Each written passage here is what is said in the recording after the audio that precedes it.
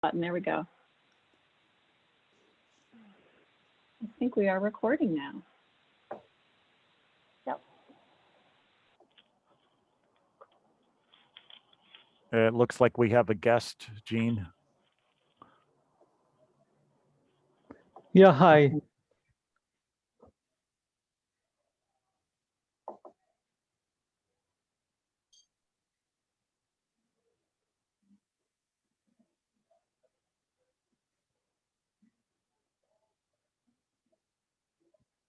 Great, welcome, Shashir. I'm going to say, I think that must be how you say it. Yes, that is correct. Yeah. Great. Well, welcome. Thanks for joining us. Sure. Hi, Kira, Stephen. I haven't said hi to you guys. Thank you for joining. Hello. And Randy, thank you for joining. Randy works also with the consultant team in traffic. And I think we can get going. I think it's 4:34, 4:35. I'll just make a brief introduction and then I'll hand it off to you, Deb. We have been working very hard putting together the presentations that we're going to have for you guys today. I think this is our most challenging and important meeting with you guys to date. We really look at this as setting a good stage for what's coming up next, which is presenting alternatives for evaluation and discussion with you guys. We're going to be talking about things such as parking and street design and operation and going into some of the principles and concepts, basically to give you guys a crash course, a 101 in other words. And we're very happy to be able to do that for you. And so that later on we can have fuller discussions with you guys. So yeah, let me. That's all I'd like to say. Deb, please take it away. Great. Hi, everyone. Thank you all for being here. Dan, can you give me a thumbs up if my audio is coming through okay? I think you're okay. You're a little soft for me, but that may be my setting.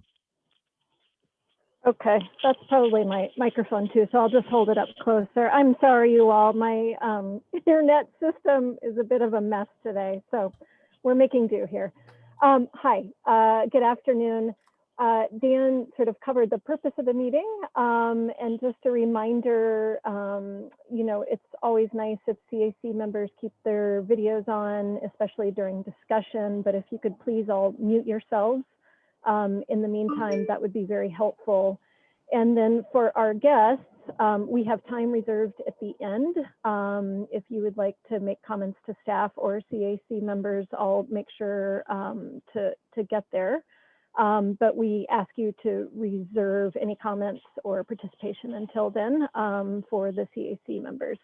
And as Dan mentioned this evening, this is primarily a lot of presentation, and we'll have some opportunity for Q&A and modest discussion around parking and various street elements you'll be hearing about. And also at the end, I'll give you a little bit of an update about things we're hearing from community members in our community engagement process so far, and things to keep in mind as well as these other technical bits. We will have what we're calling sort of facilitated discussion with CAC members after each of the major agenda items. I'll be facilitating that. It would be extremely helpful / necessary for you all to use the raised hand feature, which I believe is under reactions on your little toolbar. If you're using mobile, it's at the top, laptop or computer, it's down at the bottom. And then also feel free during the presentations, if you have questions that come up, could you just put them in the chat, and then we'll try to get to them at the end of the presentations. That might be the easiest way to triage those. And as always, we'll have a follow-up survey after this evening. So if you have additional comments or questions or just things you wish you had time to talk about but didn't, we'll give you an opportunity for that. And then we can always follow up with any questions before we get together again. So I think you all know the general ground rules. Be nice to one another, give everyone a little space. It'll be a lot of presentation out and not as much collaborative conversation, but this is really leading into your next, which will be a lot of collaborative conversation around solutions. Any questions so far?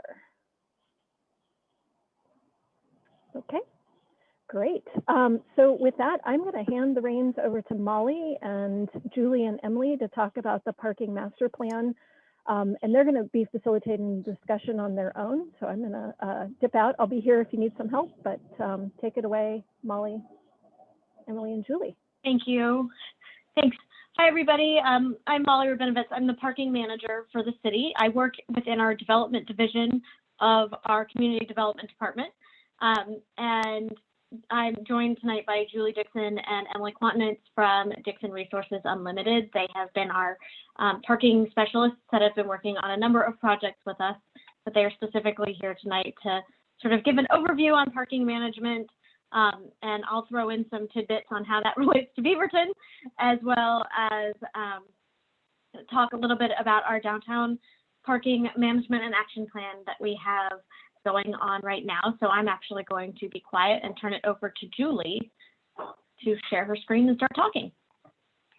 Thank you, Molly. Excellent timing. I appreciate that. And Jean, only because your face is on my screen, would you give me a thumbs up that you can see my slides move? Thank you.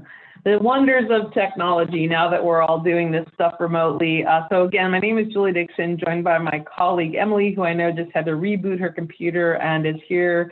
We call it Parking 101 only because this is really about having a conversation with all of you. As Molly mentioned, we've actually been engaged with the city for just over a year. In fact, our project started about 1 month before the pandemic hit. And luckily for us, we had spent several days in Beaverton and were able to walk the streets and become familiar with geographic layout. And that was a really big help for us as we all went into shelter in place. So being able to have that reference and understanding, but I do like to highlight, we do not live in Beaverton. So we really rely upon stakeholders like yourselves to collaborate and give us feedback. And so I'm excited today to talk a little bit about some concepts and some ideas and really to again solicit all of you for feedback. In fact, one of the things that we're going to do is, and I like to plant the seed for that at the beginning of our conversation, and if any of you have been in a meeting with us previous, you pretty much know this exercise. We call it the parking magic wand. And so as I go through some kind of basic parking theory and ideas and concepts, I wanted you to think about if you had a parking magic wand, we like to say, what would you change, fix, or improve about parking in Beaverton? And what I'd really love is that when we go through these couple of slides and presentations is that we'll turn the presentation off and actually turn the floor over to all of you. And ideally hear everybody share just a couple of lines, a couple of ideas of what you would do with that parking magic wand, specifically in Beaverton. And mind you, you can caveat, pre-COVID, post-COVID, however you would leverage that parking magic wand is definitely for that process. And again, thank you for having us here today. So Molly already mentioned, and for the sake of time, I will not have Emily introduce herself, but I'll just tell you that both Emily and I support projects similar to Beaverton across the country. One of the things that we both come from is a combination of a planning background from Emily and for me, a parking operations background, and again, supporting programs that are unique, just like Beaverton. And I think it's important that as a company, so that you understand kind of who you're dealing with, is that there's no cookie cutter solutions. And I hope that you can all appreciate that. If there was, I would hopefully be sitting on a beach somewhere, drinking cocktails because I'd figured it out. And in fact, I know as the other consultants that are on the call today can appreciate, it's really about rolling our sleeves up and hearing from stakeholders like yourselves and community members that actually live in the community, so that when we're talking about forming recommendations, we want to make sure that this is something that's going to work in Beaverton. And it's something that when we talk about parking theory as a whole, it's something that's important to understand that things don't change overnight, which I'm sure you can all appreciate. And the fact that we need to do things incrementally in some cases when we're considering options and opportunities. And it's something that we like to talk about coming up with very realistic approaches towards parking management. And I know that you can all appreciate the fact that parking does not happen in a box, the fact that we have to think about trains, bicycles, walkability, and all of the other transportation demand management concepts that tie into it, and ways that we can promote alternatives, and also the concepts of spillover into the neighborhoods and how all of this all comes together and basically comes up with that ideal solution.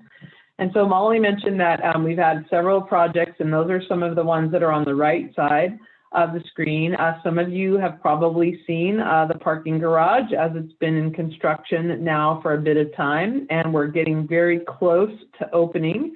And so we've worked on a solicitation to help with the technology that's going to help manage the garage. And most recently, we just concluded a solicitation for a parking operator to come in and help support the city as it relates to parking compliance, which I'll talk about a little bit more throughout this presentation. But the reason why we are here today is specifically what we call the Downtown Parking Management and Action Plan. We're trying to prepare a holistic and comprehensive list of recommendations and proposed roadmap for how to manage parking in the future. And I like to call it the Choose Your Own Adventure book. Some of you maybe remember those when we were kids, where you would come to a crossroads and have to pick path A or path B. We tried to develop the recommendations in a way so that the city can make those decisions and choices based on data and based upon what's happening in that particular location to help determine what those next incremental steps are to be. But a very important part of us being able to come up with and to develop that roadmap is outreach. And you all are one of our first public stakeholder meetings. We've actually been meeting with several internal staff members and different internal committees, but I'm so excited to be here today to have you all give us your feedback. And some of you may have already seen, we actually have a survey that's currently published and will be live through the end of the month. I'm going to come back to that detail in a few moments because we're going to give you all a glimpse at some of the information that's been received via that survey. Something that's probably not as exciting for most as it is for me and Emily, but we're also in the middle of doing a municipal code update. And this is something that's very important when we talk about potential changes that could come down the pipeline in Beaverton. We need to make sure that the municipal code is what we call future-proofed, so that the city is in a position that they don't have to go through the laborious efforts of updating the municipal code every time, but being able to have that code primed and ready for whatever those actions may be. And this is something that is very common in a project like this, to make sure that the municipal code is ready for whatever changes may come, whether in the immediate or in the longer term plan. We also, very importantly, when we talk about parking, are looking at evaluating the expenses associated with parking management, whether it be hardware and infrastructure, whether it be policy changes or personnel. We need to make sure, and this is something I'll probably say a few times today, we want to make sure that a parking management program is sustainable, where basically the program pays for itself, and that the city has a very comprehensive understanding of expenditures and expenses, so that they can really understand kind of, what they're getting into, and also the opportunity to make sure that the program pays for itself. And that's something that's really important. And in fact, right now in the parking garage, we're having those evaluations right now of, how much a parking permit could cost, what the rates could be. And those are all things that we're looking to, again, be sure to pay for the program itself, and ideally find that sweet spot that still makes it an attractive opportunity, and again, doesn't put the city into a negative balance. And right now, the project that we're working on as it relates to the action plan is targeted to be completed in November. And again, I mentioned near, mid, and long-term implementation guidelines, and something that, again, is adaptable based on where the program and project is. And something you're going to hear me say a few times today, we want to put the city into a position where they can make data-driven decisions. And I'm going to talk a little bit more about that as we get into these slides. And I'm not expecting you all to be parking experts by the end of this, but I know that there's a couple of details that you'll really grasp upon, because one of the things that we want to do is, I like to call it, take the politics out of parking, or take the perception out of parking. And that's something that's important, because when we talk about parking and perception, oftentimes what will happen is, I'm going to the dry cleaner, and if I can't park right out in front of the dry cleaner's space, I go, there's just no parking. I can't find a parking space anywhere because those 2 premium parking spaces weren't open. What we want to do is get folks out of that mindset of, the fact that parking right out in front of that business is not necessarily what the expectation should be. And we want folks to come to rely upon parking availability, parking occupancy, so that we can start to measure the realities of how many parking spaces there are, and ideally where we want people to park. And I'll come back to that a little bit in the future here. And when we talk about the objectives, what are the immediate impacts? We've all lived through COVID at this point, and knock on wood, hopefully we're coming out of it. And the opportunity and the curveball that COVID has thrown to us, in terms of considerations and what are we going to do next, is something that has definitely shifted some of the work that we've been doing in communities like yourselves. But then obviously, looking at our crystal ball of, where are we going to be in 12 months, 5 years, 10 years, we want to be sure that this is a roadmap that's designed so that we're very much thinking about the community as the end user, the folks that are going to utilize the solution, the folks that are going to park on the street or park in the parking lots or utilize the parking garage. We want to make sure, and I like to say, that parking should be easy, convenient, and accessible. And if you apply those 3 methods or theories to anything relating to parking, I can guarantee you that we're hitting the mark. Because if you can think about it, whether it be policy driven, whether it be signage, whether it be wayfinding, if it's easy, convenient, and accessible, then we're basically really considering the end user experience. Something a lot of folks don't think about when we talk about the end user, sometimes we have to think about the staff. What's the maintenance requirement? What are the operational requirements in order to make it work? And so when we're looking at recommendations or objectives, we need to be holistic when we think about that approach, and also thinking about incremental. What I mentioned too was that the fact that, when we talk about parking, oftentimes I like to describe it as being about learned behavior. I've just been parking a certain way. I like to park in front of that dry cleaner's shop, and that's just what I do. And sometimes, do I circle the block until that space is available? Maybe I do, maybe I don't. But the fact is that behavior is something that I've been doing probably for a very long time. In order to get me to change that behavior, it's something that we have to educate, we have to provide outreach, we have to inform people, we have to make sure that they're aware of what their options are. And that's why when we talk about incremental investments and phased approach, we're not going to change everything overnight, and it's definitely something that we need to be mindful of when we're talking about those next steps. So what's the problem? You see there on the top bullet that it says, you have a problem area, install a meter. I can't tell you how many communities I've come into where, because they had some complaints, oh, let's put in a parking meter, or we had some complaints, let's create a new permit policy.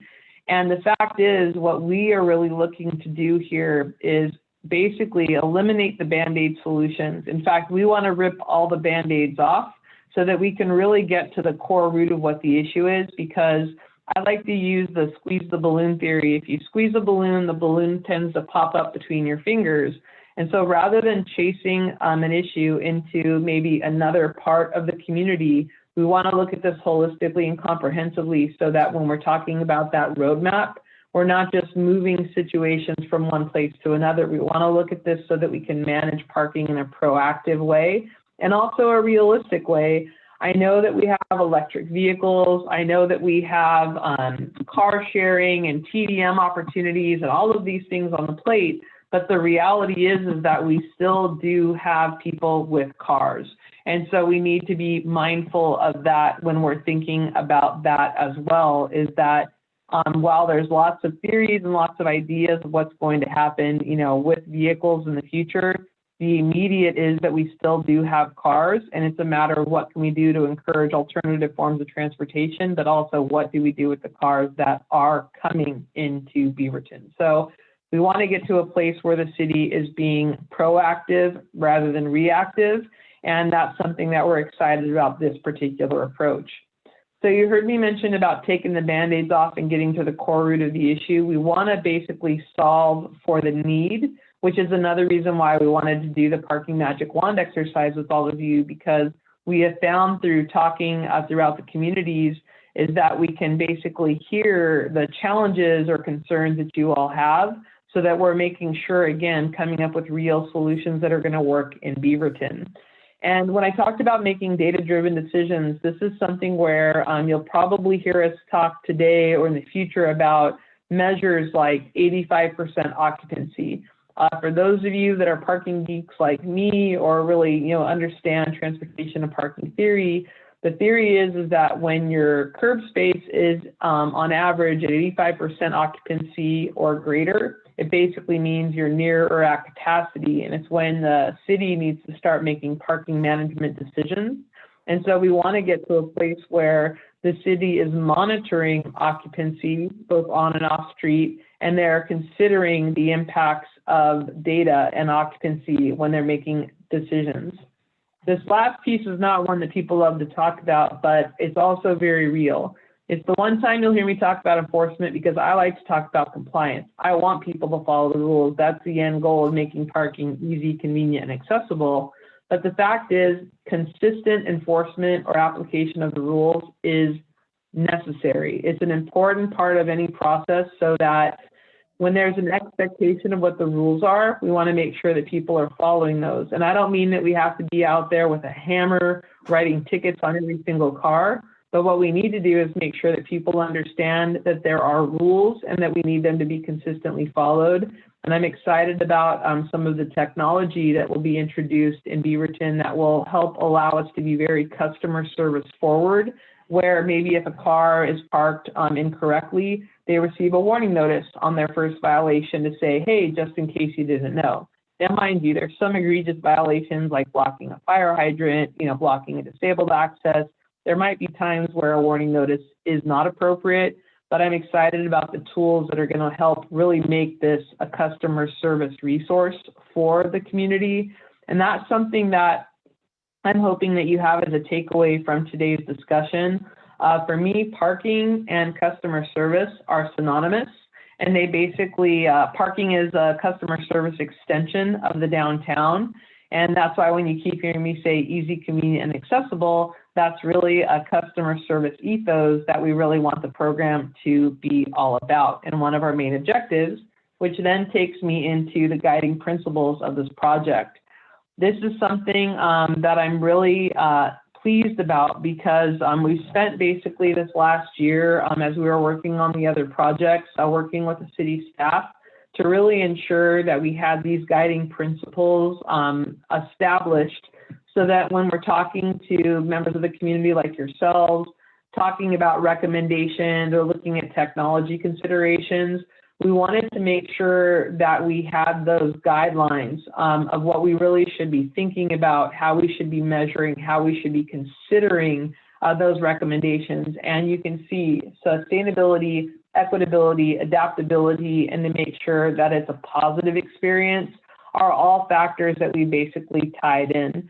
That last bullet there about parking is often the first and last experience that someone has when visiting a destination isn't something that's necessarily on the forefront of everybody's mind.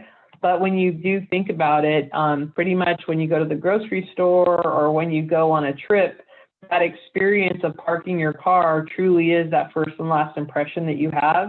And you want to make sure that, again, it's a positive one. So I think that when we talk about these guiding principles, it's something that's so important as we talk about mode shift, as we talk about being able to reach and put the message out there and make sure that people understand what is happening and what is basically the understanding what the policies are. So this is something that, again, whether we're in a COVID pandemic period or whether we're in the recovery or any period of normalcy, I think that these guiding principles are something that are very well established in that expectation of what the experience should be in Beaverton. So I'm excited to talk about that too as we move forward.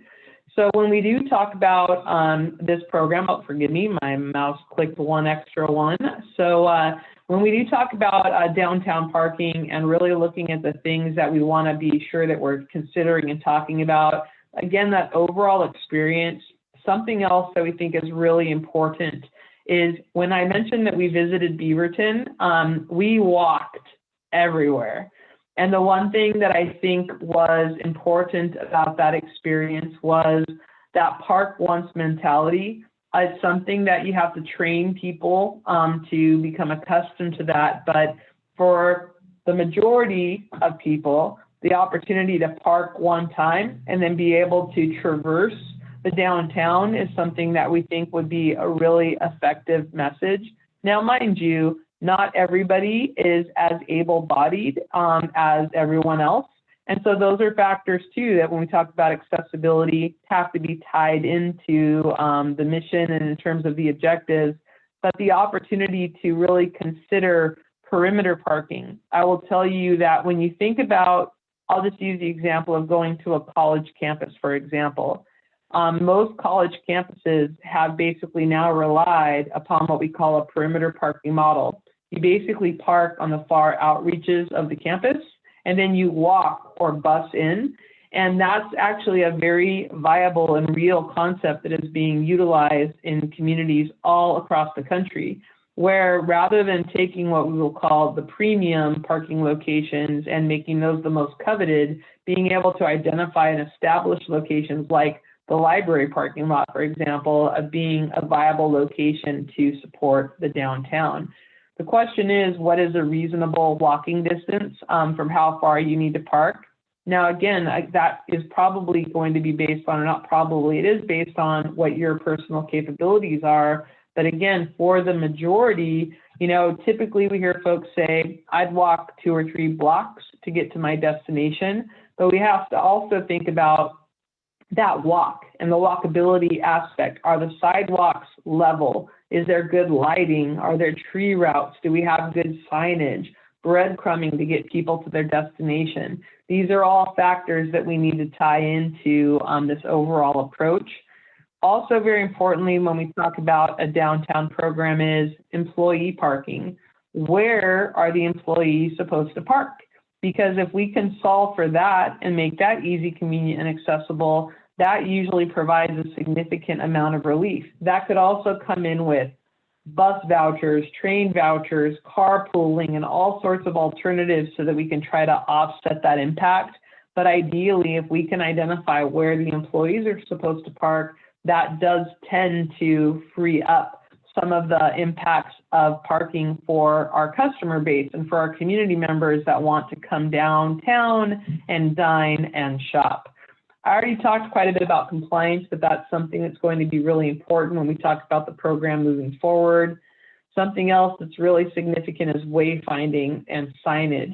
Being able to breadcrumb people to where we want them to park. A lot of people, and you're going to see this in a moment when I share a preview of some of the survey questions, a lot of people don't know about the library parking lot and how close it is to the downtown area. And I say that because most folks are accustomed to the farmers market being there. And so the potential of being able to potentially have folks parking at that location and being able to walk those couple of blocks, that could be a great option, but do people know it's there? So does the signage exist to really push and promote that location as a parking option, as well as then how to traverse or walk to the downtown area?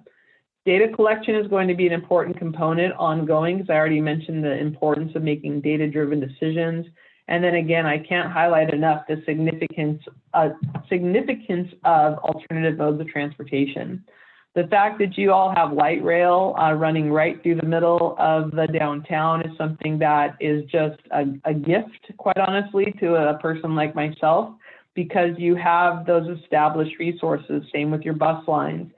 Those are things that not every community is serviced by. And so the opportunity to leverage programs like that is something that we're excited to bring into the conversation.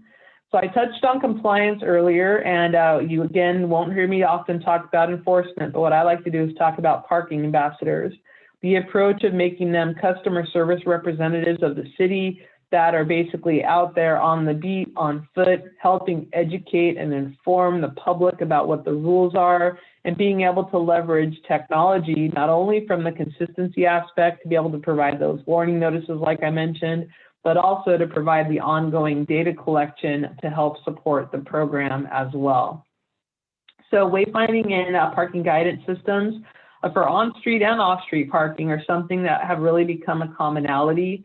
The opportunity to leverage a parking brand like for Beaverton is something that we're excited about. But being able to provide some level of digitization or an application that can also be integrated with things like Google Maps and Waze, these are all opportunities that we're excited about to really, again, ease congestion and make it easier for folks to find their parking spaces.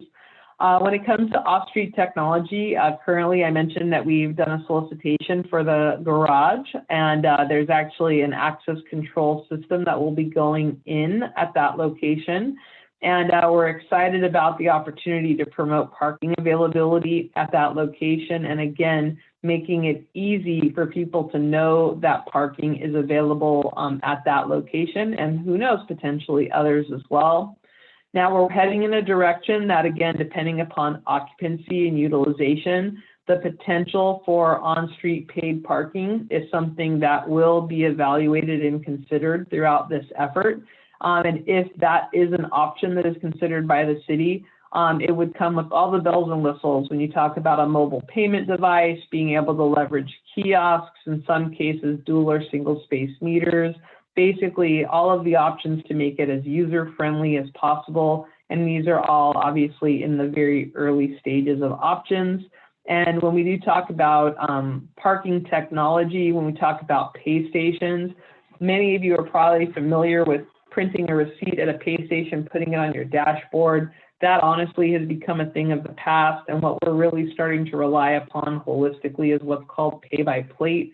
Many of you have probably used these systems before, very common in cities like Seattle, for example, and San Francisco, where when you park, you either use your phone or the kiosk and enter your license plate to initiate your parking session. So those are the types of conveniences where if we get there, that we would end up having those types of infrastructure. And when we talk about rate models, again, these are in the very early stages. This is meant for a high-level overview. There's all sorts of different models that are being utilized in communities across the country.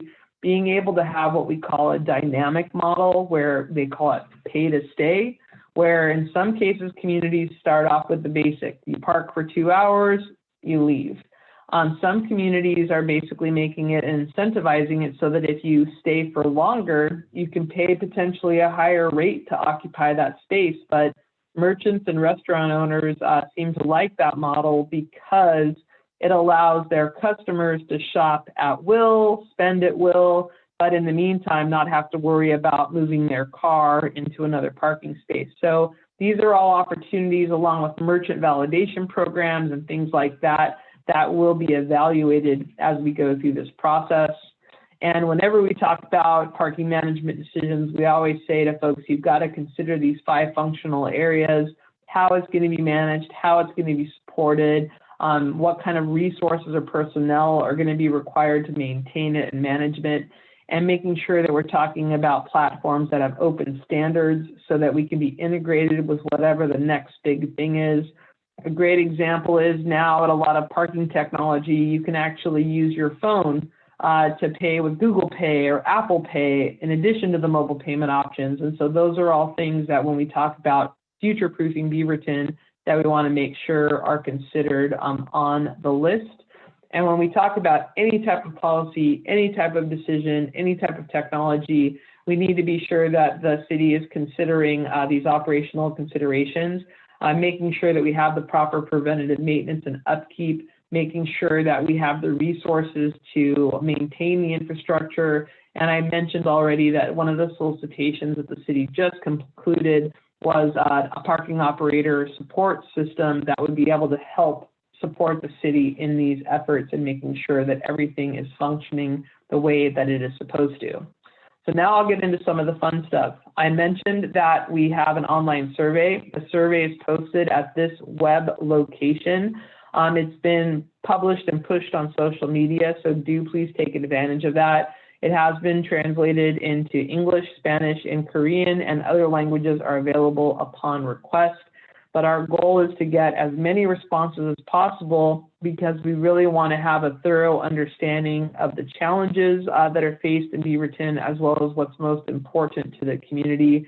And since the survey has been posted, we've had over 600 responses, which we're really excited about. And we thought, just in wrap up here, we'd provide you a quick preview of some of the data that is fresh off the presses as of last night at 8:30. And so you can see from some of the data there, on a typical day, do you think there's enough parking for customers? And folks answered as business owners or as employees. And you can see that pretty consistently, the numbers are pretty consistent between the two, with no, there not being enough parking being the theme. And then we also took this opportunity in the survey to make sure folks know about the library parking lot, as well as the Central District Garage, which is coming soon. And you can see that that opportunity of folks that weren't familiar with it now do know about that. So anywhere that we can help with marketing and outreach, we do. We asked about the existing 2-hour time limit. Is that enough time for you? And you can see it's a pretty close split between yes and sometimes I need more time. That could be a great example of when we talk about that ability to pay to stay. That could be a solution there, potentially, things that have to be considered and thought about. And then some downtown visitors are willing to walk a few blocks to their destination. And this question was really what is reasonable for walking. And you can see really there the average being 2 blocks, followed by 3, and in some cases 4, with the need to consider disabled access. So I think that that's something that, again, is very telling. And then how long does it typically take you to find a parking space? And you can see that the majority are saying that they can find a space in 5 minutes or less, followed by 10 minutes or less. And then in terms of those next steps, again, the survey is on the city website, beavertonoregon.gov/parking. It will be live through June 30th. I highly encourage you to put it out on social media, let your neighbors know, let your friends know. The more responses we can get on this, the better. And I wanted to let you know that this type of outreach will continue. We went a little bit deeper into some of the parking background with all of you. The rest of the outreach will definitely start to really dig in on the magic wand, which I'm about to jump in, but we're looking forward to coming back with updates. And so I mentioned that I had a question for you, which I want to come to, but I wanted to just share mine and Emily's contact information. Just so I can stop sharing the screen, I'm going to ask Emily to put that in the chat. And I think that there might have been a comment, and forgive me, I could not see the chat while I was speaking. And I will look and see if there were any immediate questions that were listed there. Where's the garage? Looks like it's there. Parking on the street like gig drivers do. All is perfect. Okay, so it looks like we've answered those questions. So what I would love to do is hear from some of you and find out, if you had a parking magic wand, what would you change, fix, or improve about parking? And if you guys are okay, in the interest of time, because I don't want to cause your meeting to roll over, I'm going to call upon you and ask if you could give me that summation in 2 sentences or less. And Ginger, only because of where you are on my screen, would you mind to unmute yourself and tell me, how would you use the parking magic wand?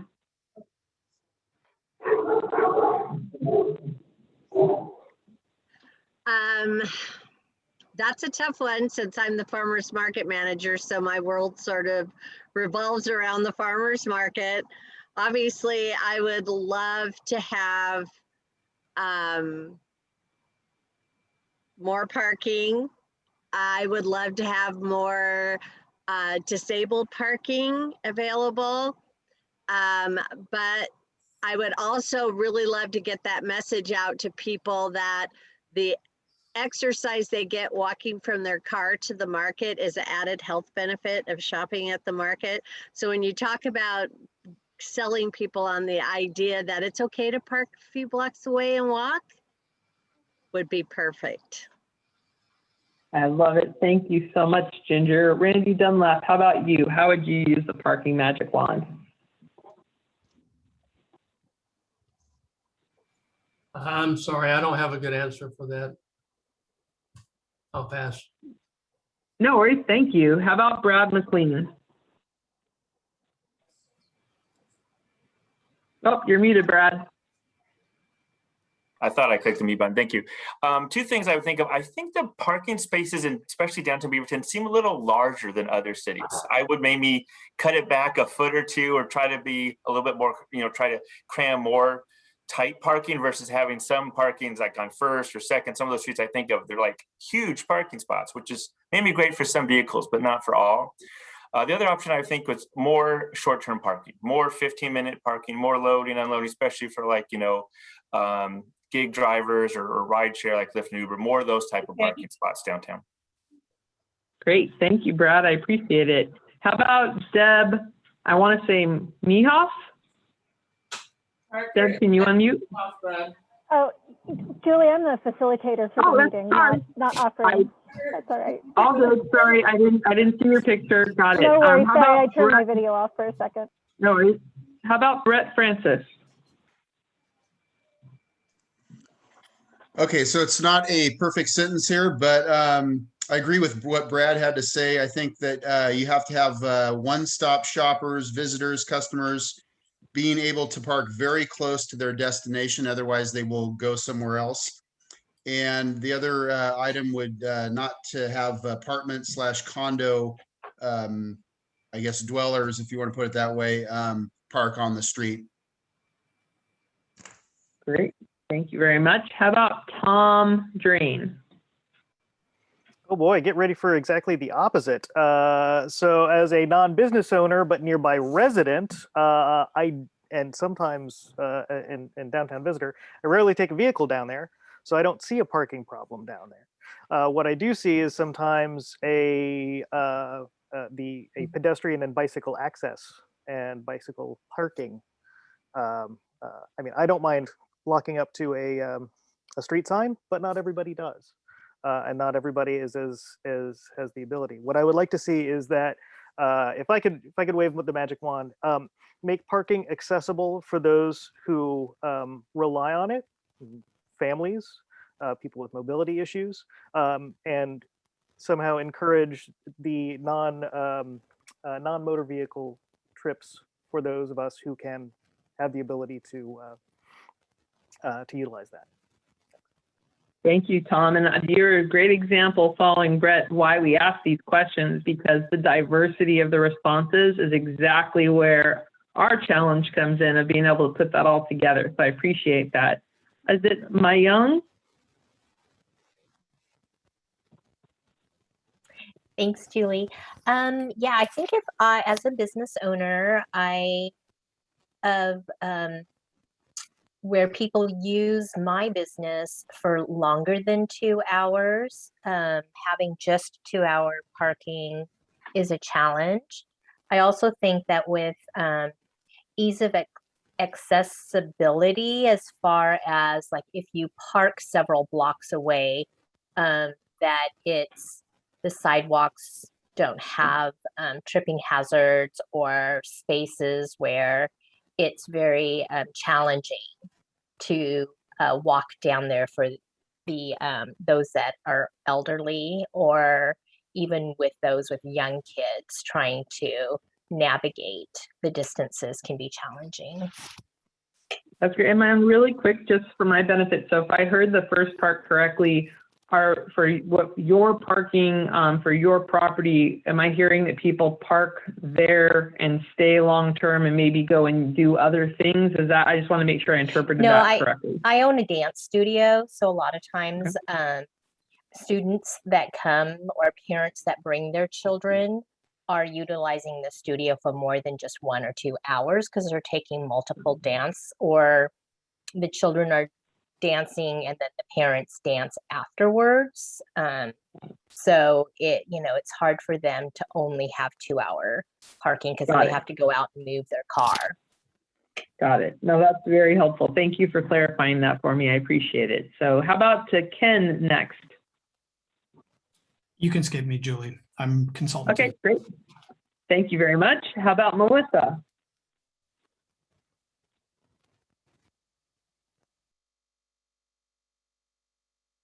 Oh, Melissa, you went the opposite. You muted yourself. I think you were unmuted before. There you go. Can you hear me? Yeah. Okay.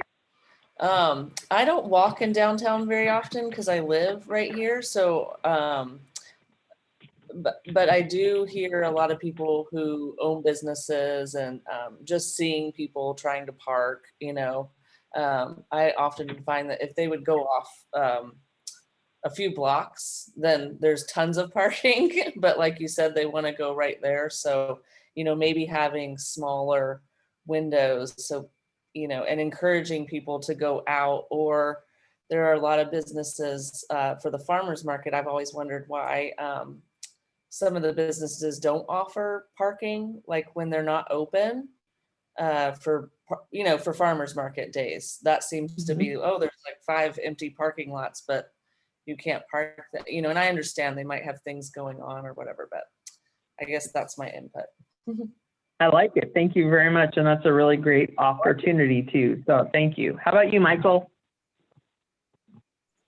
Yeah, I thought I've heard a lot of great points already. I agree with Tom on a lot of what he was talking about. I primarily walk or bike to downtown. I drive occasionally, but it's not often enough for me to be too concerned with vehicle parking.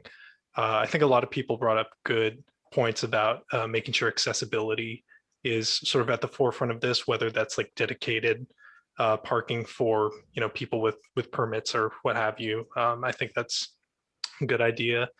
I think you touched on some of this in your presentation. It would be a good idea to charge for parking downtown. I know you did say it's not sort of a cure-all, but I think it would address a lot of the issues we're talking about here. I know I think someone earlier, maybe Brad, brought up the concerns about downtown residents and apartment and condos just sort of parking on the street and keeping it there for long terms. And I think if you charge for parking, you address an issue like that. Great. Well, thank you, Michael. I appreciate it. And next to you, it's LLAN and then Fear, I think it is. Forgive me. I want to make sure I didn't want to mispronounce that. That's okay, Lindsay. Sorry about that. Thank you.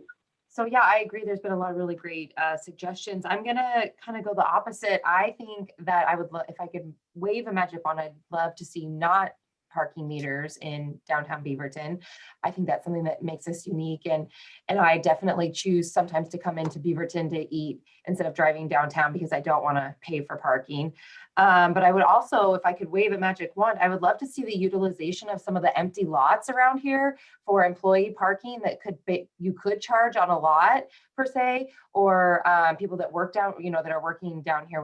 We have a lot of empty lots that could be utilized in a much better way, I think. So. Great. Thank you for that. I appreciate it. How about Stephen? So if we're talking about a magic wand, I would like free, ample, readily available parking whenever somebody needs it, wherever they need it, on time, on demand, and no excess. There's the magic wand.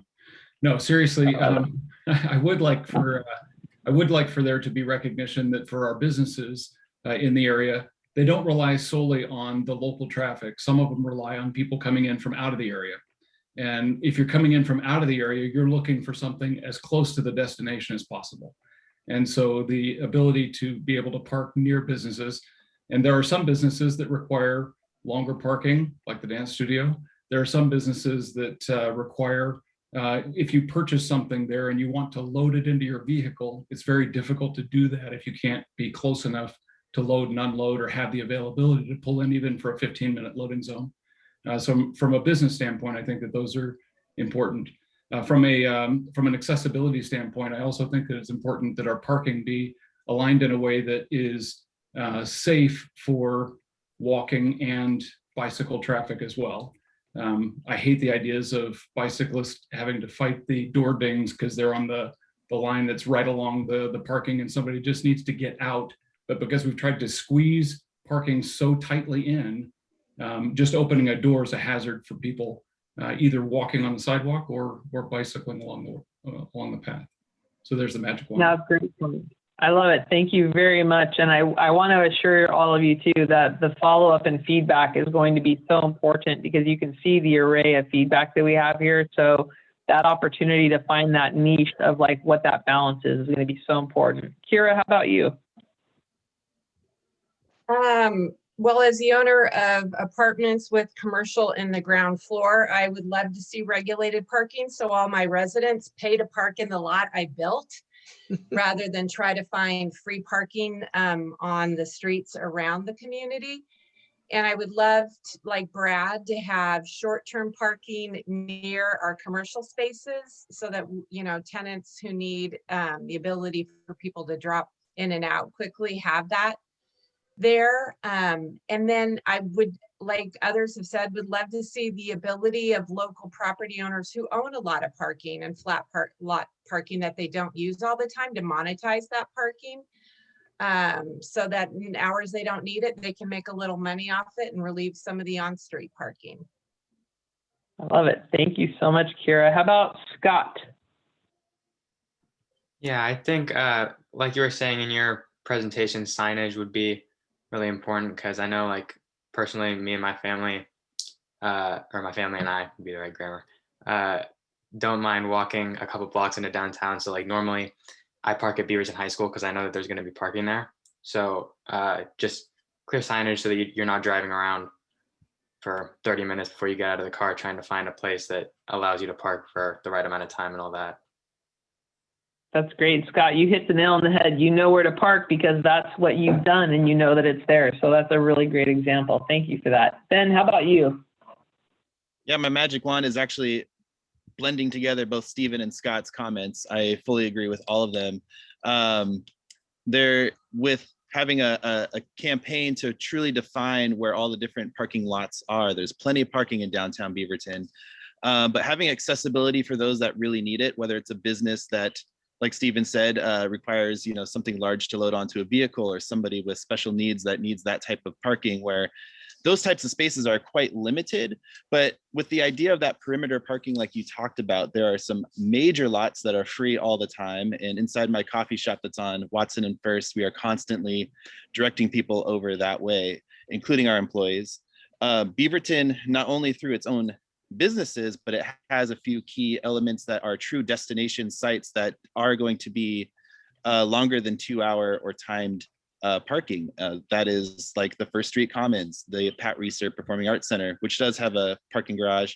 But downtown Beaverton, with all the new businesses that are coming in, it truly is an overall destination. And so with timed parking, it could be a little tricky for the businesses to like be encouraged for folks to try as many places as they can in a visit. Not everyone will be Beaverton local, but you know, those cool people in Portland are all going to be coming over to Beaverton now.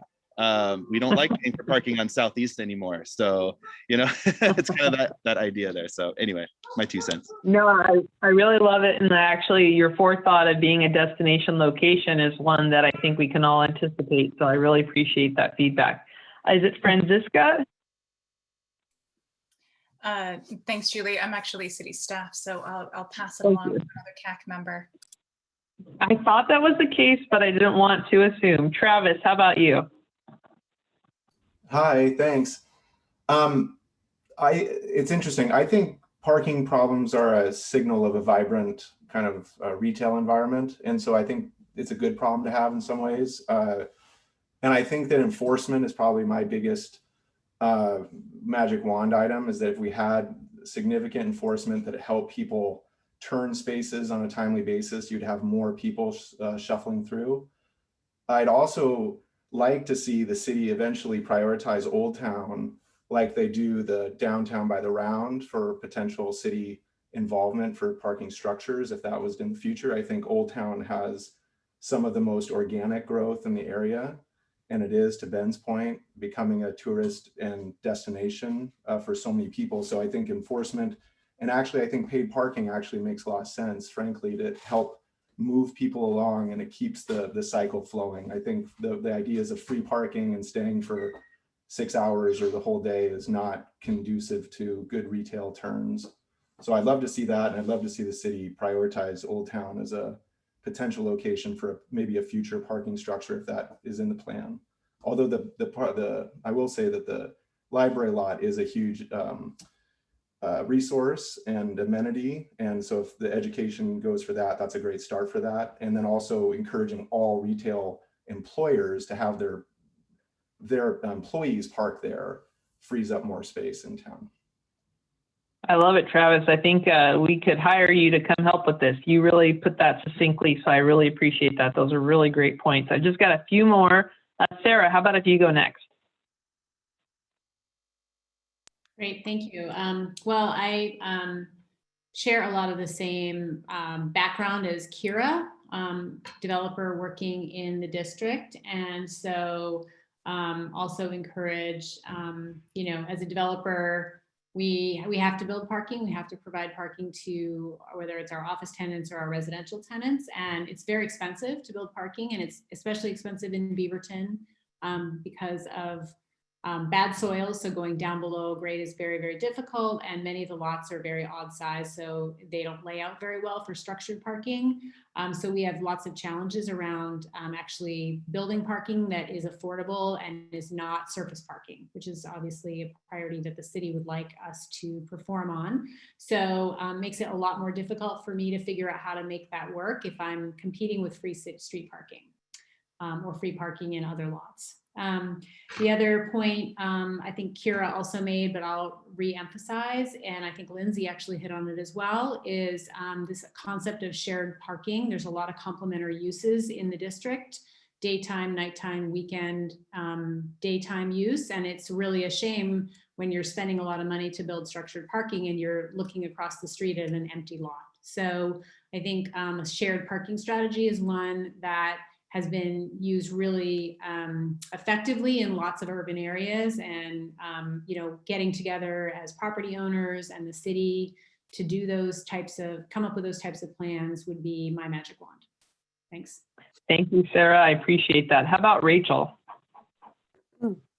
Hey, so I'm also I live very close to downtown Beaverton, so I usually don't go through there as a driver. The things that I would want to see are improved walkabilities and like sort of teaching people how to get to parking spots that already exist and like where they're all centralized, and also making like the areas better lit and like more beautiful to get from, you know, where that central parking is to their destination, and make that experience of walking a few blocks really excellent and easy to do.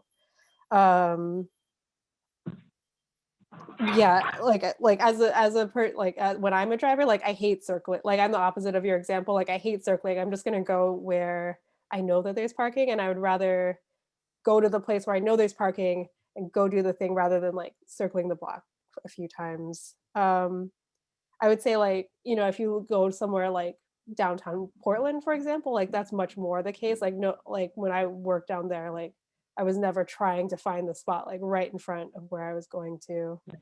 I agree. And I just wanted to say, I agree with like, how can we better utilize like underutilized lots there? You know, as I walk by, like, it always feels like there's a lot of spots in a lot of lots that are almost never at capacity. And then the other thing I would add is I would like to see a lot of like electric charging stations. Like, I think it's going to be important for like us to encourage electric vehicle purchases. And like, if people see that that is an option, especially if they're like a renter or like, you know, even just like driving around, like just seeing like, oh, like I don't have to worry about a gas station because I see electric charging stations are available in the world. I think that really helps encourage people that electric is a good way to go. That's a great point, Rachel. And I think that that's something too, the technology is changing on a daily basis. So I think the availability of that is becoming more readily so. So I really appreciate that. And I want you to know, I was a facetious example. I do not circle the block to park in front of the dry cleaner. I just want everybody to know that. It was just an extreme example, just so everybody knows. I actually park at the furthest distance because it's easier and quicker, but I digress. How about Kathleen? Hi. I would just like to echo what some others have said about wheelchair accessible parking. I do have one of those ADA placards, and it would be great if there were more spots. And in a perfect world, people without placards wouldn't park there, which, you know, we did say if I had a magic wand, there would always be one for everyone who has the little sticker. So that would really be my priority. Thank you, Kathleen. And I think it's another reason why the consistency for enforcement is out there, and why that's so important too, is to make sure that those people who do violate those rules are penalized for that. So I appreciate that feedback. And then the last person I have right now is Paul. Paul, are you still there? Yes, I am here. Thank you. I agree with so many of you. Beaverton is becoming a destination. I think the north side with the garage next to the Patricia Research Center is very accommodating and centrally located for the north side. And for me, there's a bigger problem on the south side. If I had a magic wand, there's so much parking off of like the main road. And I mean, that's what I do. I just go to one of the main roads and go down one of the streets, and there's always parking there. There are also lots around, but there's no signage. So my magic wand would put up some good signs that make it really clear that there's off-street parking. I'd make sure that new condos, new apartments that are put in, accommodate a parking for their tenants, and appreciate that the ones that have done that. And there's some people on this call who have done that. I'm not a fan of paid parking on the street. I agree with somebody who said something earlier. It would be really cool to make it unique in downtown Beaverton, especially on that south side where you don't have parking. But I think it's really important to look at that parking objectives. And you showed a slide earlier that showed months of parking objectives and the experience. I think the parking objectives should be suitable to the experience and the situation. I don't know if we need a garage right now or something like that on that south side. I think that very clear signage and direction to get people to veer off of some of those side streets is really important, and could accommodate in the near term. But the longer term, it's just going to get worse, because it is a destination, and all those people in Portland are going to be coming out to visit the cool people in Beaverton. I would probably have that magic wand probably put up a garage somewhere on that south side sometime in the future, but when it's suitable for the environment. Yeah. Got it. No, that's great, Paul. Thank you so much. Now I'm being told that I have asked everyone. Is there anybody who has not been asked yet? I just wanted to make sure I didn't miss anybody.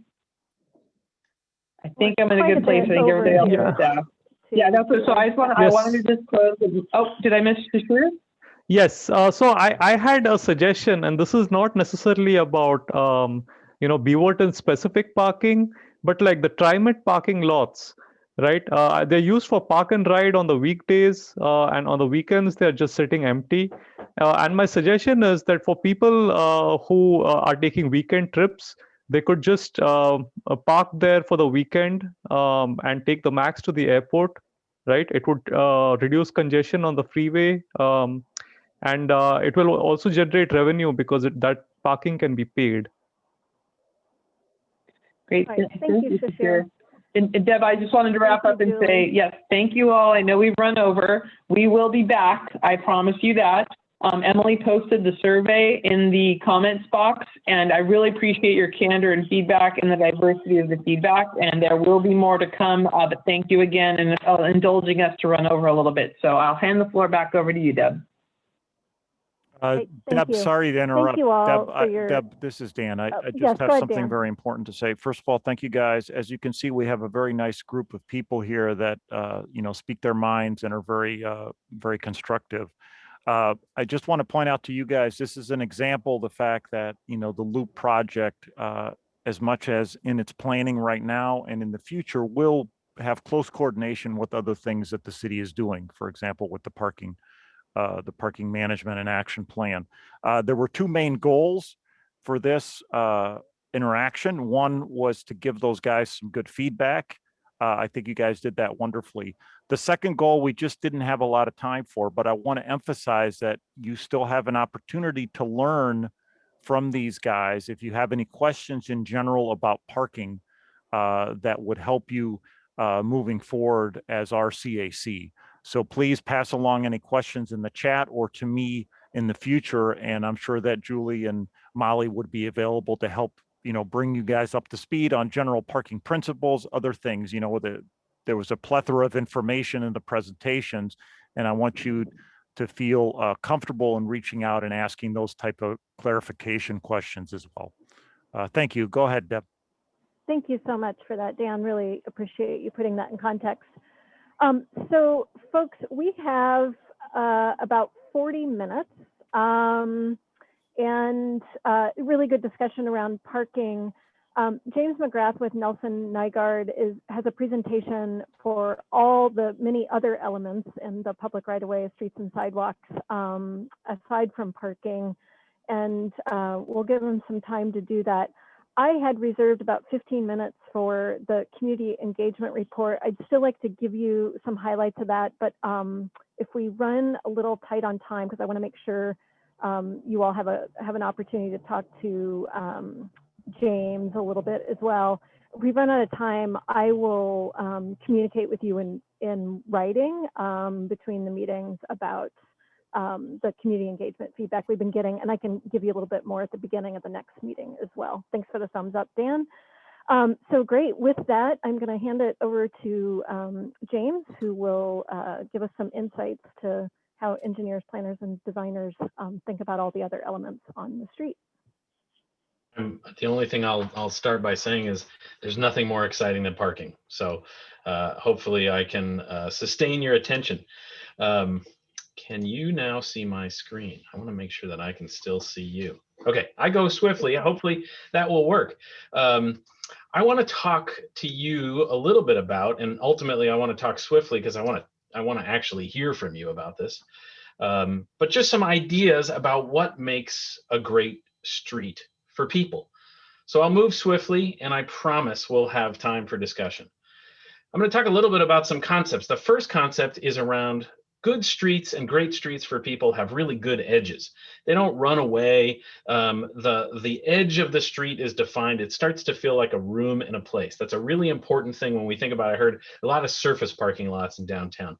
The definition and the walls of the street are really important, and that can be accomplished both by the buildings, but also other elements in the street. There's a pretty subtle coloring going on here, but I'm trying to suggest that where you put the lights, how you plant the trees, the other elements, the vertical elements in the street and the makeup of the street can really help to bring some dimension and scale that matches the scale of people. And that's a really important element that we try to achieve. The other thing is this idea of spatial clarity. Where do I go? Where do I belong? How do I find my way? You guys were talking about wayfinding and signage. That's an element, but there's also a compositional thing. Really being clear and delineating where people can move safely and where they belong is a really important element. The other is not just for movement, but places to pause. And so where you can swirl or dwell or step out of the flow and send a text message or find your bearings or enjoy a cup of coffee, whatever it happens to be. But the street isn't just about movement. It's also about places to pause and places to dwell. The other thing that we know to be true is that, especially in this environment, but really anywhere, dappled light, shade, and shelter is also another really important element in the making of great streets for people. We talk in architecture a lot about there's inside and there's outside, sure, but then there's all the gradations in between, and those gradations are really important. So having shelter, you're half in, half out, those are rich experiences, and we seek to create those. Perhaps the most important though is when you're trying to make streets for people and not just for moving sheet metal, right? Cars and trucks and buses. When you're trying to make streets for people, you're really trying to encourage activity and delight, the interaction of people amongst themselves. The theater of urban and suburban life is something that we're trying to set it as a stage, and that's important. You can see these elements in great places and great streets that you've been, places that are near and far away. I'm not going to bore you with, my trip to Australia or my trip to Europe. But the point is the elements of shade and good edges and some shelter and spatial clarity, places to pause, happen in streets and public realm throughout the world. And so we know that these things are true. These are really important basic parts and pieces to make great places. This happens to be an example that you might be familiar with, but it's got the same key components, right? It's really clear where I can walk carefully and safely. There are things happening at the edges. There is a place for me to linger. There's places for me to watch other folks. There might even be some commercial activity in there. So these are the things that we're seeking to replicate and create and build on with the Loop project. Now, streets also do a lot of work, and they do a lot of work for many different kinds of users, and that's equally important. So we talked about some of this, people alluded to this, how folks use businesses, need access to businesses, how they move through spaces. The truth is, great streets welcome everybody and all users, and it's sort of a ballet, like the design and the making of the space allows all those things to happen. So that could be barrier-free movement on sidewalks and the public realm, accommodating bicyclists and new mobility users, scooters, whatever. There's lots of different advances in those sort of small mobility devices, electric bicycles. We like to lay out the red carpet for bus transit, but certainly providing transit service is an important component of a great street. But also commercial and business access, loading and freight and things like that. Streets do work, and it's important to design streets to do that work to the greatest degree possible. So we really achieve this by doing a couple of things, right? It's the design of the horizontal realm. What's going on? How do I lay out the carpet? I want this here, I want that there. There are lots of tricks of the trade to lay out the street in a particular high functioning way. Making sure that we have clear delineation of certain modes and other things. But the other thing that we do is what I call orchestration in time. It's not just a static place. It's a place where there is movement. And so we can think about how streets behave and function and support life at day and night, times of day, seasons of the year. There is a temporal component to this. And that is both sort of on that larger level of times of day, and also very specifically in how we use the time on the clock that is a part of all of the signal systems. You go, then I wait, you go, I go, you go, I go. There's an orchestration to that and some fine tuning that we can do to make the technology work in the service of people first. So there are some building blocks. There's a couple of ways that we can look at the making of streets, and we will do this over the life of our work together on the Loop project. Sometimes we slice the street up vertically and we say, I know I want a lane, and next to the lane, I want a sidewalk, and next to the sidewalk, I might want this thing. And so we can chop the street up, and we can talk, and I will talk about some of those building blocks. But there's another way of looking at the street that is maybe a little bit different, a little bit more unique. The carpet, the ground plane is really just one component of what can make a great street. There is the way the buildings and the signage and the lighting contribute to this. And frankly, there's the canopy and the things that we might do. We call it designing the sky. It can be very contentious and difficult to lay out everything on the ground plane in a perfect way to make everybody happy or equally unhappy. But there's a lot more we can do, and we want to sort of embrace that. We want to generate that excitement because there's lots to do for folks that are walking on the street that isn't about arguing over space and time. So I'm going to talk about a couple of elements just in general, some rules, some principles around the way these parts and pieces come together. And then we'll start a discussion about this project. So the first thing is sidewalks, and even sidewalks are made up of subcomponents. There's the component of the sidewalk that is directly adjacent to the building. We call that the frontage zone, and it's where you might put out plants, you might put out tables and chairs. There might be a fire hydrant or something related to the building. It's the space in the sidewalk that accommodates that bumpy edge. Sometimes the building is forward, sometimes it's back, but there's a zone there. There's also a thing called the pedestrian through zone, and different cities have different requirements for that. Sometimes it can be 6 feet, sometimes it can be 18 feet. You can imagine you'd be on Michigan Avenue in Chicago. That's a 30-foot wide pedestrian through zone. So there's that component, and that's really clear of encumbrances. That is about walking generally side by side with somebody, and 6 feet is the minimum for side by side walking. There's also a zone around where do I put my trees, the garbage cans, other kinds of signs, utility poles, all that sort of stuff. That's the working zone of the sidewalk, and it's sometimes called the furnishing zone. The nomenclature doesn't matter. It's essentially, we have 3 parts and pieces of a basic sidewalk, all of which are essential to making that sidewalk work well for the adjacent property and work well for its sort of utility for motion and placemaking. Now, bike lanes are a different story. Bike lanes, there's many different expressions of bike lanes, but we like to start here, which is who uses what kinds of facilities. And the truth is, there are some folks who are going to ride their bike anywhere, no matter what happens. They could be on Canyon, they could be on Watson, Hall, doesn't matter. They are strong and they're fearless and they just go. There are other folks who are really excited about riding. They want to ride, and we call them enthused and confident. But they like to have a bike lane. They like a facility that really meets their need. And what we're really trying to do, especially in a project like the Loop, is catch that next 60%. Folks who really are kind of scared about the infrastructure out there. I'd love to ride my bicycle and I'd love to bring my family out, but I don't know that it's safe enough. And that's where our work has to come in. We've got to catch that 60%.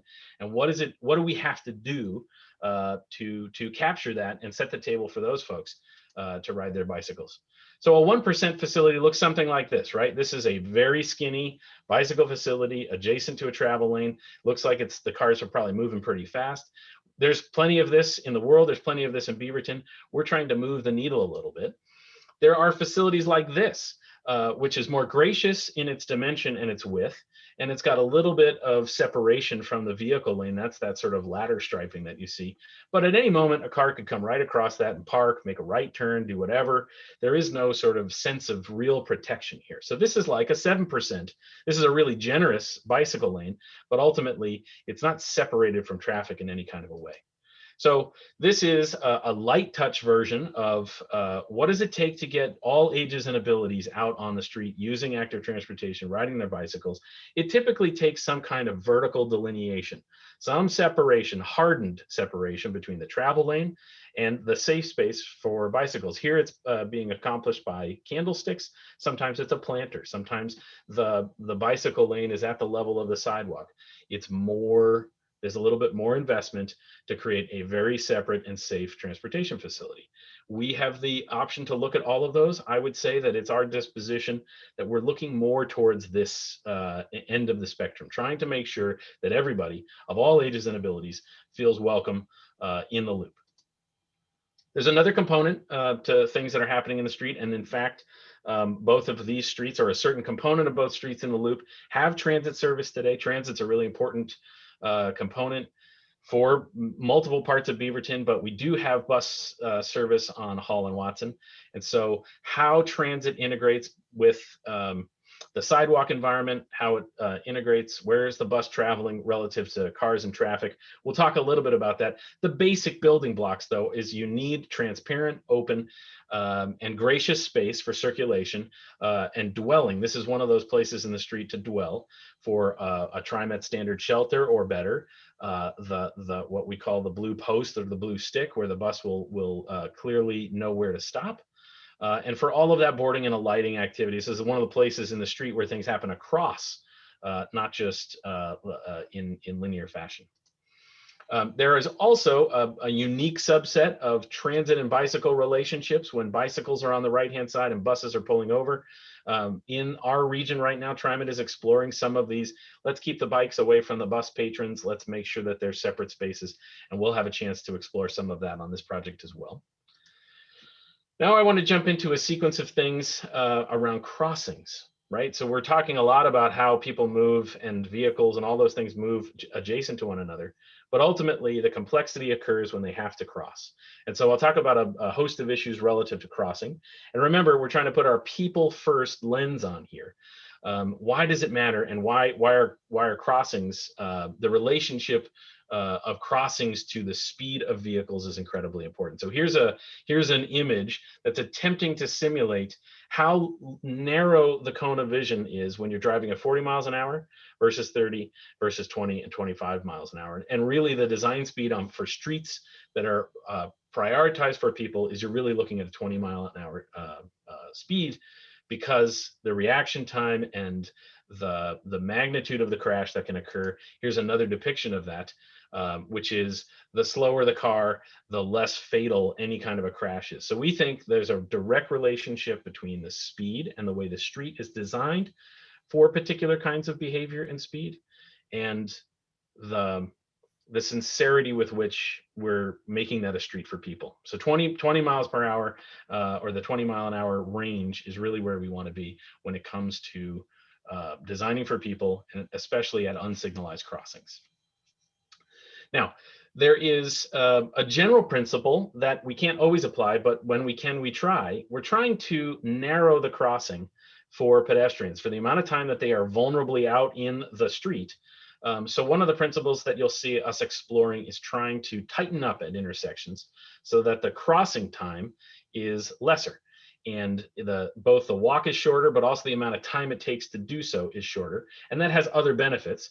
But that's a general principle. You'll hear us talking about trying to neck it down or tighten it up. So that's a general principle. The other is trying to slow down the vehicles that are turning, because vehicles that are turning are the vehicles that are in conflict with the pedestrians walking straight through. And so trying to design intersections that force drivers to think and go slowly as they're turning, as opposed to moving swiftly through the intersection at speed. We want to embrace a lot of those tricks and tools. Think about crossing Farmington, how much that median can really help you as a pedestrian, but also how it makes you think as a driver. And that's what we really are trying to do, is make people think and slow down a little bit. The other thing is, and it's related to both of these, but really trying to use whatever tools and tricks and technology things that we can to make sure that pedestrians and cyclists are moving through the intersection and minimizing the amount of conflicting movements that might intersect with their path of travel. So sometimes I'll talk a little bit more about signal technology. The goal here is, let's use all of our design and technology tools to limit the number and frequency of those interactions. Another is eyes on the street and eyes on each other. So again, this is another way to express the closer we bring the crossings and the closer we bring the pedestrian while safe to being able to see the eyes of the drivers and vice versa. We're really trying to increase the visibility of each mode to the other. And so we don't try to tuck things behind. We're very careful about how we arrange vertical elements in the street to try to maximize visibility between those two.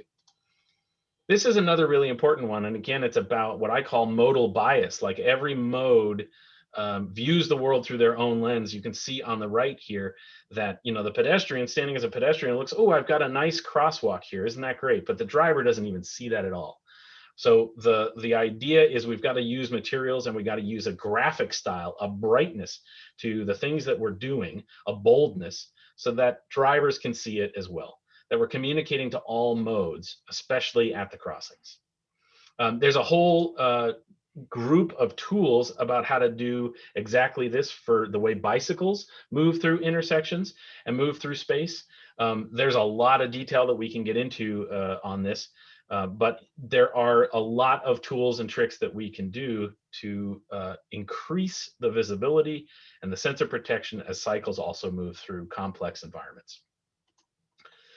Now, there's been some interest in bridges and bridges as a solution. Bridges are just another kind of crossing, or another way to deal with a crossing. And I think it's important, there's a little bit of history involved here. Once upon a time, we were allowed to build bridges that had staircases only. And in truth, we can't do that anymore. Not only this is really where we're headed. If you do overcrossings today, you need to have mechanical and accessible circulation. So think an elevator on either side, in addition to maybe providing the ability to use the staircase and to roll a bike up a staircase. So today's overcrossings, today's bridges are generally being used in places where that level of investment makes sense, because the problem is intractable, because you just can't get across that railroad any other way or any other safe way. So we see bridges as solutions for sure. But in general, what we're seeing in the practice, and in our practice in particular, is trying to bring the pedestrian activity to the street level and tame the street and make the street great for people. And this is happening internationally too. There's been a school of infrastructure thinking around building bridges for pedestrians in major arterials around the world, and they are actually turning back to let's tame the street. This is probably a place where we'll want to talk more. I promise I'm nearly finished. So I talked about space and time. I want to talk, and a lot of those things that I just talked about were about space. How do we design the space? But there's also a lot of things we can do with time and technology to help make streets for people. There's a bunch of tools, and I won't pretend we don't have time to go through all of them. And it is very technological, and it's very computer driven. It's very interesting. I tell my daughter she should become a traffic engineer because it is a very interesting space in which to work. But there are plenty of things that we can do with the technology that will also help people. So there's some suggestions around shortening cycle times, simplifying the way the signal works. So you're not standing there as a pedestrian wondering, where is the car going to come from? Who's got the green light? Simplifying the way the thing operates, and then communicating heads up, making sure that people can see the signal heads and things like that. There's tons to talk about here. And thankfully we have Randy with us if we get into some of those deeper technical topics. The one that I will mention is called a pedestrian head start. Let's say you get to the corner and all of a sudden you realize it's your turn. Well, you get a jump before the vehicles get a green light. You as the pedestrian get the walk sign, and you're out in the intersection and you're moving before they get a green light. So you've got better visibility, and they have better visibility around you. So it doesn't work everywhere, but it is a trick. And it's a really high performing trick when used. As much as 60% of collisions are reduced at treated intersections. So this is definitely a tool that we will be exploring. Now, the one thing we haven't talked about is the auto lanes, and the truth is the streets have to do work for many users, including trucks and buses and delivery vehicles and all the things. And each of those has rules of its own and has sizes and scales to it. So we know that large trucks traverse the loop. We know that TriMet buses traverse the loop.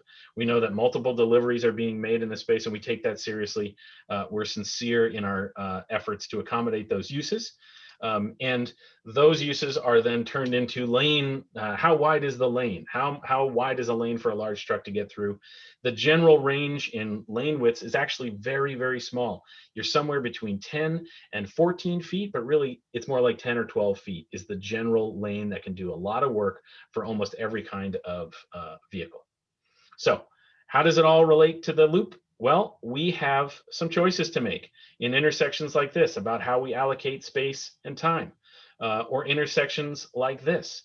And that is really the work that we're embarked on, that we're going to be diving into soon around alternatives and ideas that our team has for this. But it's really our ambition to make this the loop and its streets and its public realm welcoming to all people. So with that, I'll stop sharing screen. If folks want to, I can go back to some of those images, but we should move to discussion because you have been so patient in listening to so many of us talk for so long. Thank you, James. So CAC members, questions, comments? I see, Paul, you have your hand raised. Please, go ahead and use the reaction button to raise your hand, and Paul, go ahead. Okay, thank you. James, thank you for that. That was really thorough. I was recently in Santa Monica, strangely, And they have done some changes down there. One of them that really jumped out the most reminded me of Seaside, where all traffic is stopped in every direction, and they have all pedestrians move at the same time, including diagonally. Yep. I didn't mind the wait. It was a bit of a wait, but when the walk signals came on, you knew no traffic was going in any direction, and you could walk it from any corner to any corner. That was really cool. Something that jumped out during your presentation and the slides that you showed is that there was only one slide that showed street parking in that view. Mm-hmm.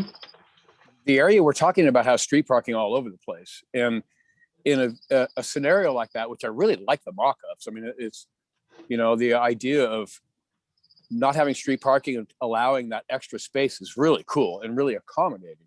And I love the bike lanes, but it does eliminate a lot of the parking, and that elimination could push to what I thought the city goal was for a street capacity was something like 85%, right up to that 85% spot.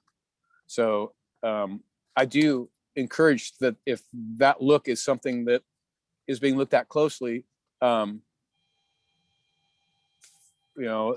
need for parking, may escalate very quickly. Parking's omission was really just because so much of the first part of the meeting was going to be about parking. We're not jumping to a conclusion about the magnitude of parking or anything like that. It's just we knew the front half of the meeting was going to be talking about parking. Okay. Yeah, thank you. I love the slower down speed limit. 35 miles an hour so quickly out of the downtown area is so fast and dangerous. And that's all I have, but thank you. Yeah. Thank you so much, Paul. Appreciate that. Rachel, I see you have your hand up. Hey, yeah. I think I missed a little bit of your presentation, but what I caught was really great. I wanted to ask more about, I think on the pedestrian crossing slide, there was something about like making it so like pedestrians get walk signs passively or something. Like I know from my experience, like crossing Farmington and Canyon, like sometimes I will, if I see like the yellow light coming like on my direction, I will run to go hit that button so that I can cross rather than having to wait for a full flow. Was that one of the solutions? Did I like interpret that correctly? I think all of those technological solutions are in play. Absolutely. And if Randy's available and wants to talk about passive stuff specifically, I don't know if we have time, but yeah, there's lots of those subtle tricks that really tell you as a pedestrian, we tried to build the system for you, right? You don't have to, you're not the last one to go. Yeah, that would be wonderful. I feel like just even that, like even if we can't do anything about the width of the road going across it, like just knowing like that is there, it sounds really great. Love that idea.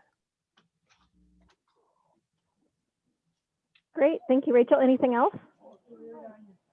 That's it for me. No, okay. All right, Tom, I see you have your hand up. Thank you very much. As always. So one of the things that I am wondering about is what type of special considerations does having an active rail line add to some of this? I noticed that in your presentation materials, there was one slide that I noticed, and that showed that was depicting the modern elevated crossing about that. And then I just recently was in a situation at one of the intersections that we get where I almost had the rail line arm come down on me as a cyclist with left out in no man's land at that crossing. So I'm just wondering what when you are designing something like that, especially with a right of way that is really outside of the civic jurisdiction, what kind of solutions can you bring to that? Yeah, great question. There's no doubt that surface crossings of railroads are complicated, and they have a whole special toolkit and subset of rules. I didn't dive into all of that. Suffice it to say that you can develop safe at-grade rail crossings. We have examples of the MAX rail crossings all over the place and other freight railroad crossings. I think I mean, we have to grapple with this in our alternatives development process. I think there's no end to the amount of money you could seek to spend to solve the solution. And so there might be a ultimate solution, and there might be a temporary or a current day solution. But we're just at the outset of exploring those things. Thank you. Stephen. Thanks. James, you did a great presentation and highly informative, so thank you. That was wonderful.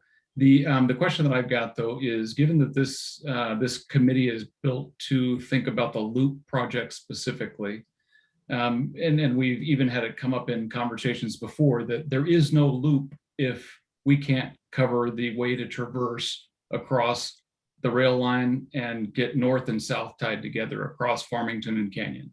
Yep. So otherwise what we have an opportunity to do is great roads, great parking, great everything in Central and in downtown, but we have no loop if we can't get across there.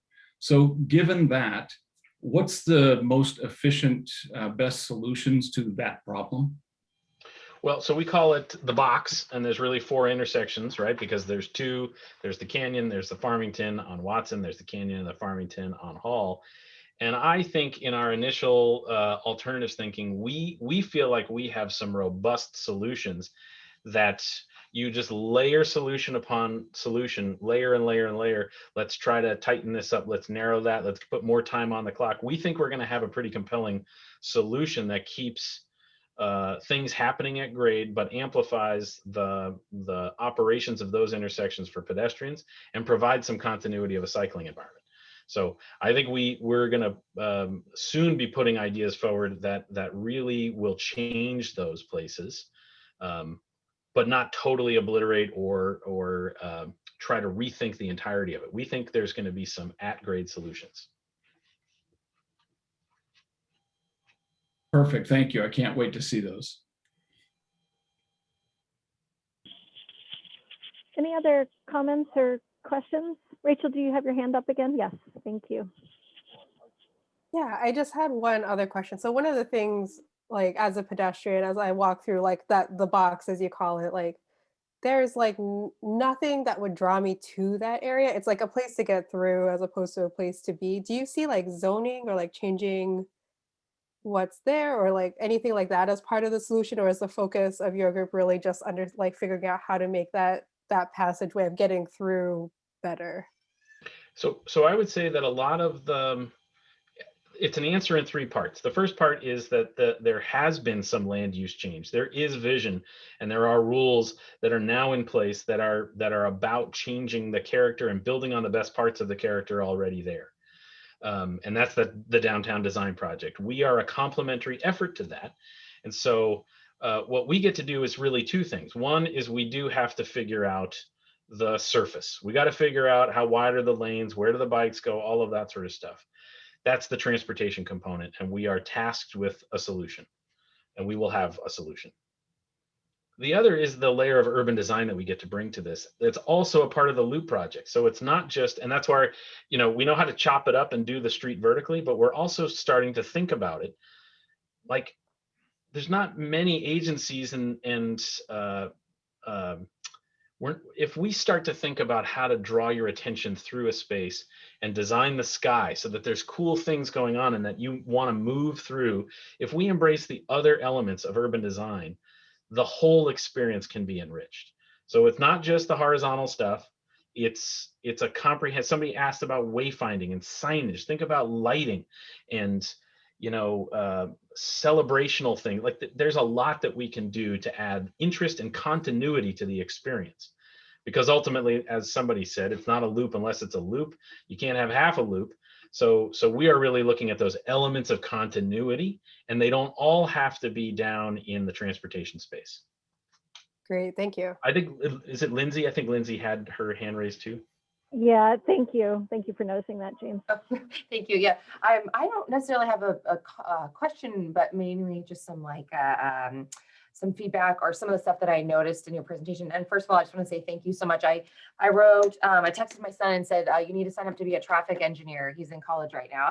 So thank you for your presentation. It gave me a lot to think about. And I don't know about everybody else, but as I heard you speaking, I was really envisioning the loop, our loop, when you had your pictures up, and a lot of places I thought was part of our loop. I was like envisioning step by step.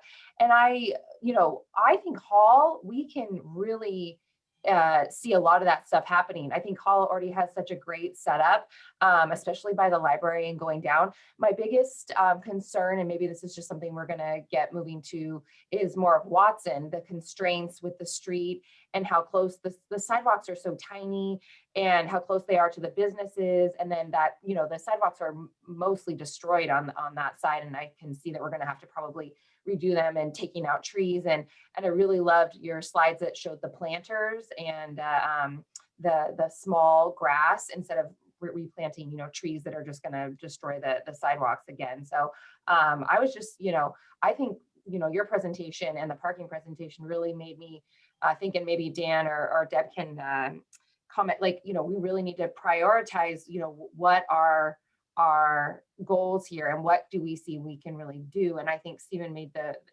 great point about, if we don't have a loop, then we're not, we don't have our project. So I think our priorities are just kind of like evolving as we are having these conversations. And so that's something that you really made me think about. So I just want to say thank you for that.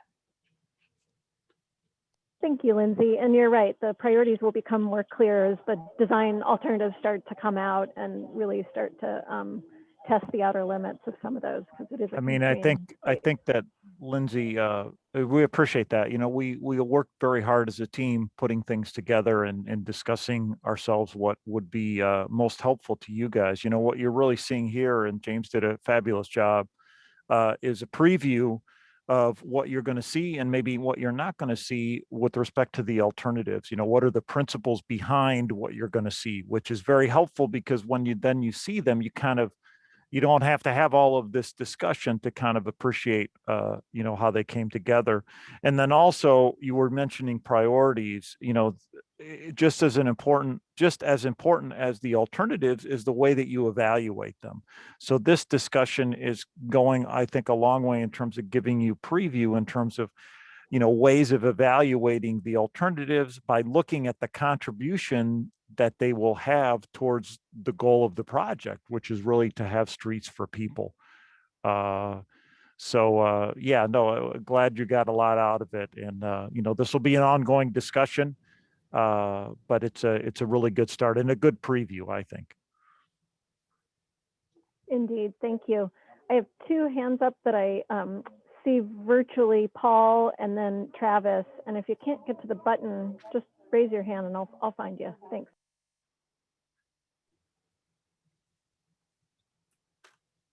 Go ahead, Paul. Oh yeah, you go. I'll go next. Thank you. I wanted to revisit the overcrossings again. And I just wanted to make really more of a comment than anything else. It does sound expensive. And a couple of the ones you showed were, I can't imagine being in our city. I'm not a fan of an overcrossing. What I am a fan of is the city committee reviewing all the options that are within the scope of reality through a committee process.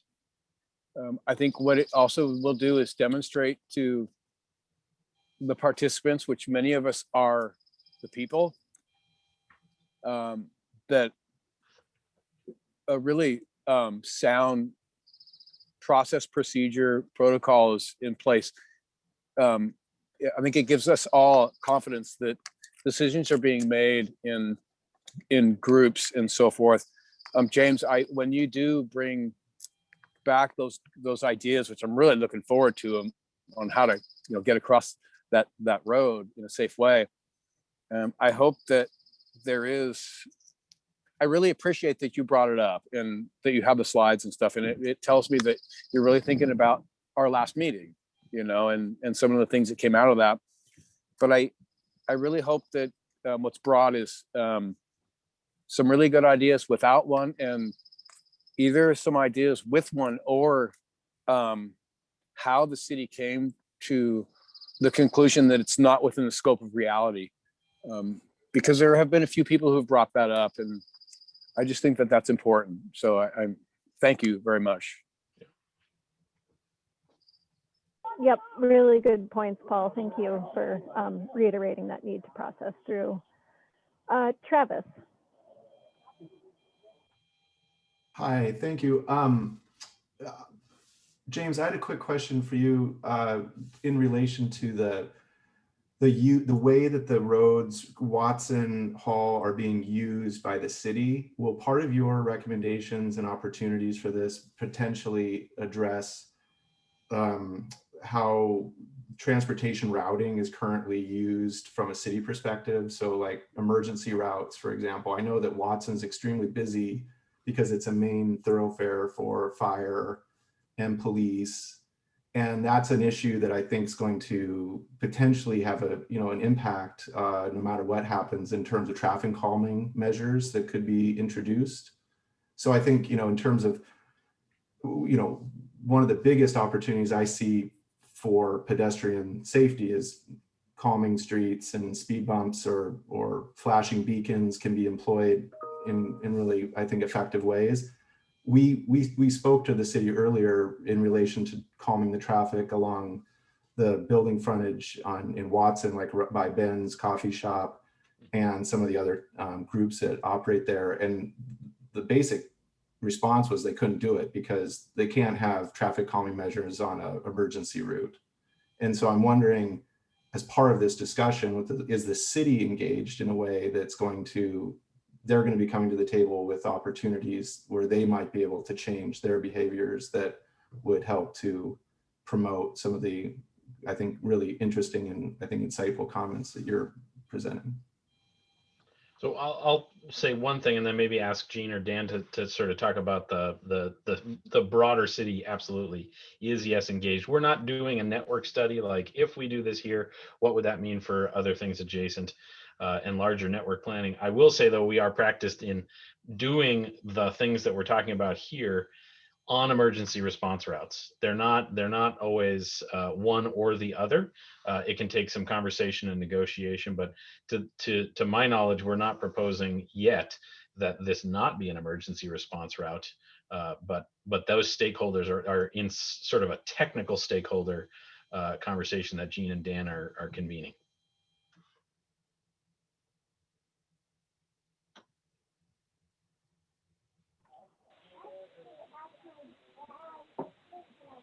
James, do you want to chime in? Yeah, no, James, I think you did a good job answering that. So when Travis, Dan and I work with the same folks at the city that you've been meeting with and asked about, the speeds of traffic on Watson. And I think this project is going to give us an opportunity to look at what is possible within sort of the toolbox that we have today. But in a more comprehensive way, because we're looking at really making changes to the entire right of way, right? Everything in between the buildings, which is different from maybe sort of more of here's an intervention that we can more feasibly implement in the near term, as opposed to our plan, which is really a much more longer term picture. So as James said, we're all talking to the same people, and they're all part of our team. And we have our technical advisory committee that is bringing in, all the city staff from engineering and community development as well to help review all these alternatives. So does that answer your question? Yeah. Yeah, I appreciate it. I mean, it's a conversation point. It's not really I know a question that can be answered immediately, but I think it's important. So great, thanks. Yeah, but yeah, and I'll just add one, you mentioned emergency routes. We're not planning on changing the classification of these streets as emergency response routes. Like Hall and Watson they're too important and significant in our transportation system. That's not something we can change. But we can think about what's everything in this space and how might that help slow traffic a little bit more, like send a message to drivers, you're in a downtown, this is a place to sort of slow down and be aware that there's going to be people walking and people biking here. That's what we want to create.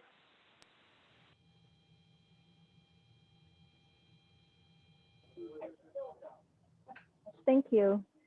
Any other, actually, let me just take a quick pause here. Jean, I think all of our guests have departed, so we probably don't have anyone giving public comment, but let me know if I'm wrong on that.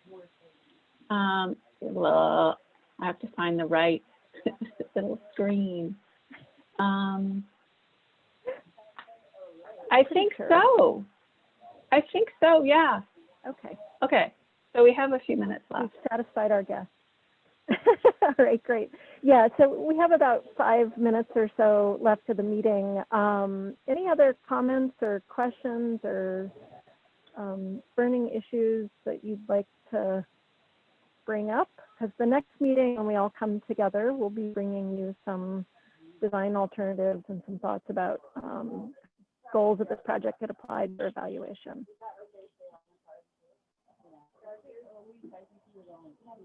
Anyone? Okay. Well, thank you all for a really helpful evening. I'll hand it over to Dan in just a second to wrap this up. You will notice that I completely punted on the last agenda item, which was to give you information about what we're hearing from other folks in the community, and I'll make sure we get that to you. We've been doing sort of a layering of community engagement, and there'll be more going forward, but really important to, just a quick preview, two of the primary activities, I mean, the CAC is a very primary activity, so two others, the community mapping exercise, which you all helped get the word out on, maybe even participated in. We had about 128, I think we had 128 text survey responses. Those were sort of a quick hit, high level, experiencing conditions in the field, if you will, sort of people using the loop, and I can share those with you.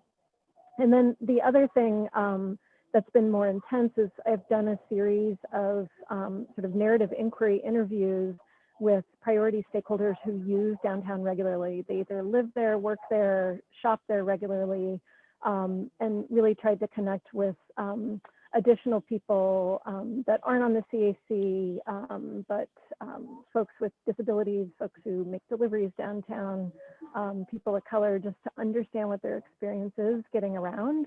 And just understand what their experience is being in Beaverton and how we can make the loop more welcoming for them. So I'll send out those materials for you all to review, and we can talk about them at maybe the top of the next meeting as well. Looking forward to you hearing about that. Anything else for the good of the order? Otherwise, I will give it over to Dan to close us out. Thanks, Deb. And yeah, thanks, guys. You've shown a lot of patience and attention span tonight. You know, those were long presentations and quite technical. Hopefully you found them useful. I was just thinking that especially the second one is one that I may go back and listen to myself, because there are a lot of concepts that are very important and principles that are very, that dominate what we try to do, that were explained very clearly. So thank you. And please, the next time we'll be talking more specifically about design alternatives and looking at how to evaluate them. And, you know, in the interim, if any questions come up regarding parking or anything that you saw in the presentation with James, please pass those along, and we can continue, you know, that informational campaign to help you guys get ready for your important task. And have a good evening, everyone. Thank you all. Thank you. Good night. Thanks, everyone. Thank you. Thank you. Thanks, Ben. Thanks.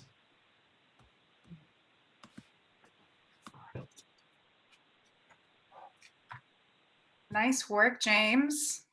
That was